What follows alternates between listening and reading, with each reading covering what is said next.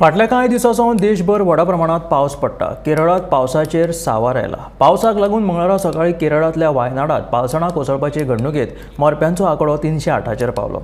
पालसणां कोसळप आनी हुंवाराचो सगळ्यांत चड फटको केरळांतल्या मुडकाई, चुरलमाला, अट्टमाला आनी नुलपुझा ह्या 4 गांवांक बसला।